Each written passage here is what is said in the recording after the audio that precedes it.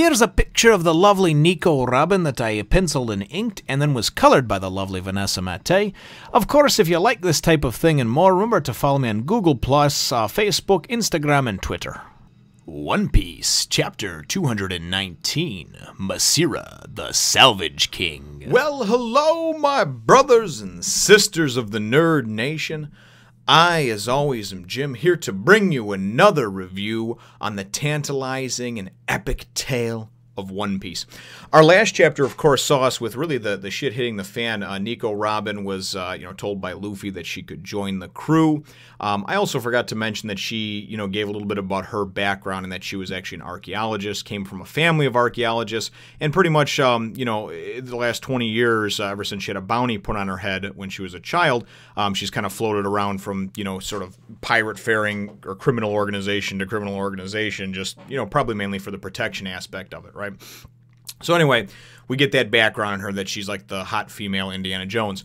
So, at any rate, that's, that the chapter wound up leaving off, though, with this giant galleon falling from the sky, seemingly on top of them. And that's right where things pick up. We had, Robin, explain that the log pose was not broken when Nami said it was pointing straight up. She said, no, it's pointing towards a sky island. She explains very briefly that she doesn't know a whole lot about the Sky Island, but that it isn't like they have to float up into the air. The sea actually goes up as well. So I don't really understand, neither does the crew right now, exactly what's being told or what's being said, but I'm sure it'll all be explained in a few chapters. So it winds up being kind of neat. We have Luffy and Usopp go and jump over to the galleon that's going to sink, and presumably start exploring, looking for things, I guess, to salvage, And Nico Robin goes, and we see her value immediately to the crew because she goes and there's a skeleton in a coffin that had presumably landed on the deck from when all the debris was falling down out of the sky. And she goes and actually pieces together the skull and sees that there's a hole in it. And Sanji's like, oh, okay, so, she says this was man-made. And Sanji's like, oh, okay, so now we know how he died, like thinking maybe he got shot or picked through the head, something like that. And she says, no, this was the result of a brain surgery. Isn't that right, doctor? And then Chopper goes, well, yeah, blah, blah, blah. They used to, back in the day, drill a hole in the skull to relieve, pressure from like a tumor or something of that nature. And but they haven't done that for years.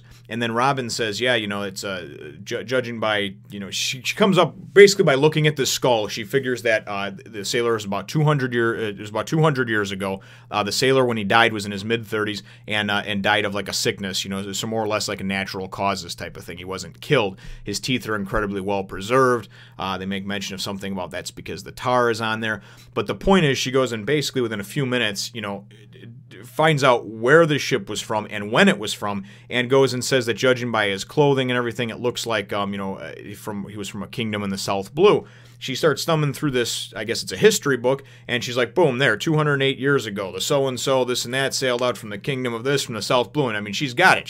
So it's actually pretty kind of cool to see her and how she can go and pick things apart, because even Sanji or Nami, one of them is like, oh, I thought dead men tell no tales, but, apparently in this case, it's a little bit different. So then all of a sudden, Luffy and Usopp appear. The salvage, or the ship, the wreck is actually going down, and they manage to get off it just in time. And Luffy appears, and he's like, look, I found something really good. And he pulls out, and you see this full-page map of Skypiea, or Skypiea. I'm going to call it Skypiea right now until somebody corrects me, but and I would like to be corrected if it is wrong, because of the fact that this is part of the next arc or saga, I believe, as well. So certainly want to know that I'm saying it right. But we wind up going in, and she's like, we need to have, if this was an exploration vessel, because that's what she finds out about that, she goes, there must be more information on board. Maybe how they actually got up in the sky, how they actually got to this Sky Island. And they're like, well, yeah, but that's impossible. The ship is sunk. We can't find anything else. And she's like, well, not if we salvage it, right? And she's like, well, no, we can't salvage it, So next thing you know, the next picture, you go and you see Luffy inside of like a keg-like barrel with a little porthole window, and he looks like they look like they were sewn together arm pieces for him, you know, with his arms sticking out and everything. And basically, like, they're like these makeshift sort of like diving suit, diving bell type things that we see him, Zoro, and Sanji all dressed up in, you know, and they got these air tubes that come from and everything else. So Usopp claims his engineering is flawless on this. Nami's like, you guys just go down there, see what you can find, blah, blah, blah. And next thing you know, these three are getting lowered over the side, you know. So Nami, ever the director to put other people in danger, just cracks me up, you know. So Chopper has kind of hulked up in his human form, so he can go and man, you know, the brake and whatnot, which obviously will, you know, increase or decrease their speed of how quickly they drop down there. And then it's funny too because they have a communication system where they can actually talk, and it kind of, you know, comes up through. They're kind of like the two tin cans and a string, you know, similar to that, I guess you'd say, because there's this tube. And you see Luffy go, geez, there's a whole lot of, you know, sea kings down here or something like that, and something to that effect. And then Zoro's like, yeah, what are we, do we hit their lair? Are we in their lair? And then Sanji goes, he's like, yeah, they're looking right at us. And Usopp's like, oh, they're in danger. Now he's like, oh, don't worry about it. They're doing fine. And Usopp's like, what? I'm just glad I didn't go down there, you know.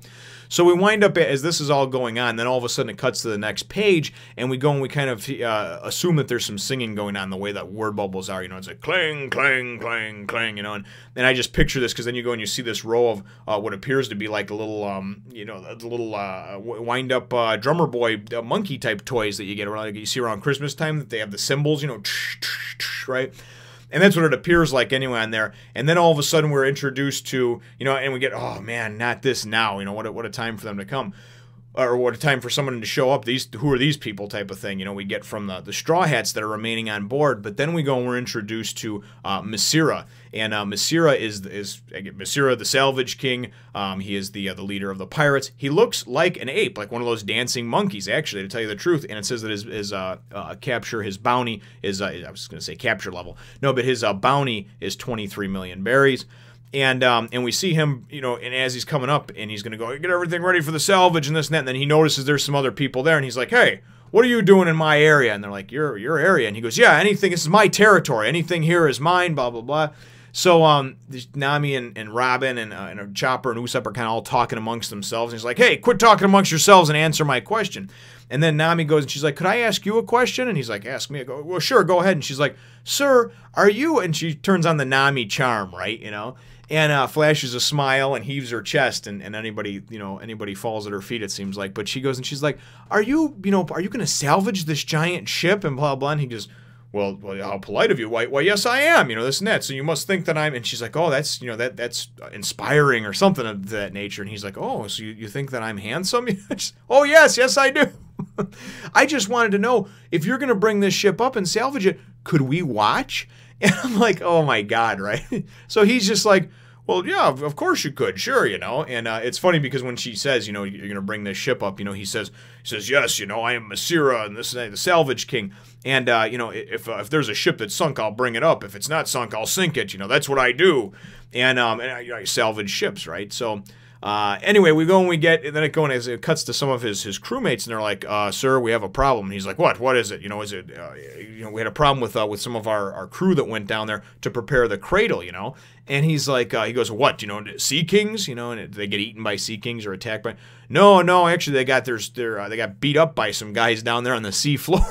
So and it cuts back over to the Straw Hats, to the ship, you know, and they're like, uh-oh, Jesus, you know, because you know that it's Zoro and Luffy and Sanji beat the shit out of these guys, not knowing, you know, what was going on, and that Nami was schmoozing them from up there. And then all of a sudden they're like, hey, you guys, and they're like, uh-oh, you know, Usopp and Nami are thinking, oh, shit, he figured it out, right? He goes and he's like, be careful, you know, there's some bad people down there on the sea floor. So watch yourselves, you know. And Nami's like, oh, good thing he's stupid, right? So just a real funny, comical exchange.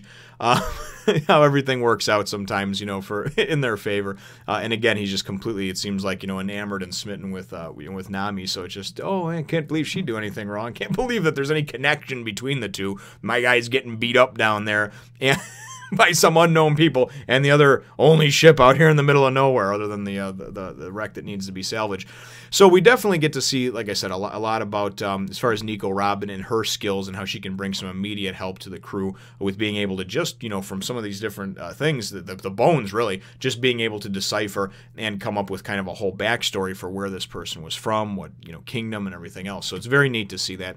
And ultimately the chapter ends up shortly after that because Masira goes and he says, you know, prepare the diving cradle and this and that. You know, we're going to go down and get this, and you presume that there's going to be some kind of issue unless they can get word to Zoro and Luffy and Sanji and somehow get them out of there without, you know, without it being known. There's obviously going to be some sort of mix-up, I guess, some sort of fight, a dust-up, so to speak.